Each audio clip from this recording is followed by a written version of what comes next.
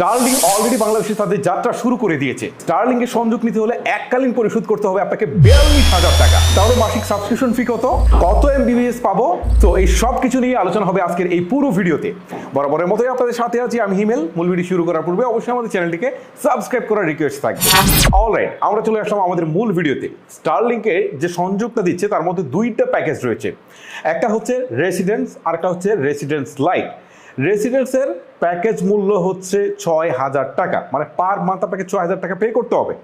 তারপরে যেটা রয়েছে রেসিডেন্স লাইট, সেইখানে আপনাকে পরিশোধ করতে হবে 4,200 টাকা। এটাও কিন্তু কম না, মোটামুটি ভালো একটা অ্যামাউন্ট।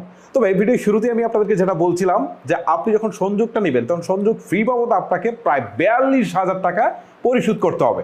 এইটা কিন্তু হিউজ, বিশেষ করে আমাদের মতো এই ধরনের কান্ট্রিগুলোতে আসলে এই যে প্রায় 42,000 টাকা, সেটা কিন্তু একটা হিউজ অ্যামাউন্ট বলা যায়।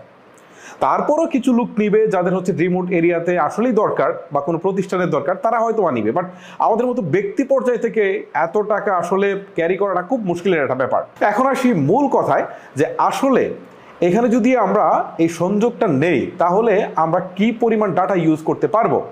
স্টারলিং বলছে যে আপনি আনলিমিটেড ডাটা ইউজ করতে পারবেন, অর্থাৎ আপনার ডাটার কোনো প্রকার লিমিট নেই। যেমন আমরা লোকাল ইন্টারনেট কানেকশন থেকে নিলে ডাটার কোনো লিমিট থাকে না, ইচ্ছা মতো ডাটা ইউজ করা যায়। তবে আমি কত এমবিপিএস পাবো সেটা হচ্ছে কথা। হ্যাঁ, এখানে তারা বলছে, স্টারলিং বলছে যে আপনি মিনিমাম 300 এমবিপিএস পাবেন, তার উপরেও পেতে পারেন। তবে এইটা কিন্তু জোস, এইটা কিন্তু আপনাকে মানতে হবে, কারণ আমরা যখন লোকাল কোনো ইন্টারনেট কানেকশন নেই তখন সেখানে কিন্তু স্পিডের একটা লিমিট থাকে, যেমন 5 MB, 10 MB, 20 MB, 40 MB, ঠিক আছে।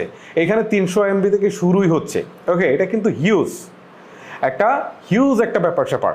তারপরেও এই প্রয়োজনটুকু আসলে কতজন লোকের পড়বে আমি জানি না।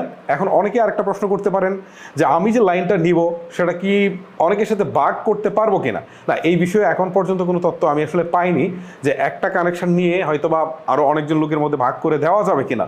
যদি এটা দেওয়া যেত তাহলে আমার মনে হয় যে বেটার হতো। তাহলে হয়তো বা অনেকে ভাগ করলে ওই যে 6,000 টাকা বা 42,000 টাকা, সেটার একটা মোটামুটি একটা রেটের মধ্যে চলে আসতো, মানে একটা রিজনেবল প্রাইসের মধ্যে চলে আসতো। যাই হোক, তারপরেও আমার কাছে এই হচ্ছে আপডেট যে আসলে স্টারলিং যে বাংলাদেশে এসেছে, প্যাকেজ মূল্য কত বা কত এমবিপিএস দিচ্ছে, সব কিছু আপনাদের জানিয়ে দিলাম।